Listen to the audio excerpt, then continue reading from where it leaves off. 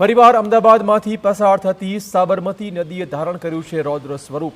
વાસણા બેરેજમાં 27 દરવાજા ખોલી નંખાયા છે અને સાબરમતી નદીમાં 93,658 ક્યુસેક પાણી છોડાઈ રહ્યું છે, જેના પગલે કાંઠા વિસ્તારોમાં એલર્ટ આપી દેવાયું છે। ત્યારે સાબરમતી નદી બે કાંઠે વહેતા તંત્ર એલર્ટ મોડ પર છે। જોકે હાલ ચિંતાનો કોઈ વિષય ન હોવાનો તંત્રે દાવો કર્યો છે। મહત્વપૂર્ણ છે કે સંત સરોવરમાંથી 1.20 લાખ ક્યુસેક પાણીની આવક થઈ રહી છે, જ્યારે ધરોઈ ડેમમાંથી પણ 35,000 ક્યુસેક પાણીની સાબરમતી નદીમાં આવક થઈ રહી છે। હાલ સાબરમતી નદીનું જળસ્તર 131 ફૂટે પહોંચ્યું છે।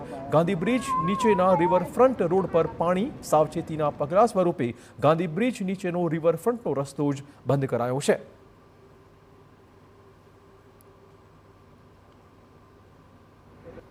ધરોઈ અને સંત સરોવરમાંથી છોડાઈ રહેલું પાણી અમદાવાદ શહેરમાં સતત ચિંતા વધારી રહ્યું છે। તેનું મુખ્ય કારણ છે કે મારી પાછળના આપ જે દ્રશ્યો જોઈ રહ્યા છો તે અમદાવાદ રિવરફ્રન્ટનો મુખ્ય રોડ છે, જે ગાંધી બ્રિજ નજીકથી પસાર થાય છે, ગાંધી બ્રિજ નીચેથી પસાર થાય છે।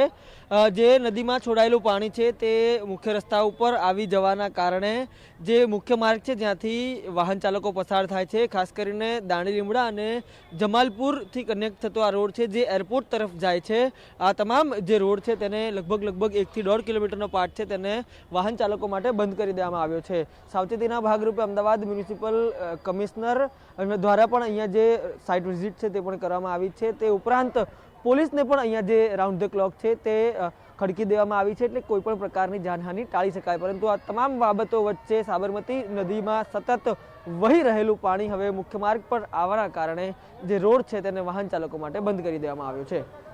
કેમેરા પર્સન તોસીફ મલિક સાથે રોનક વર્મા, TV9।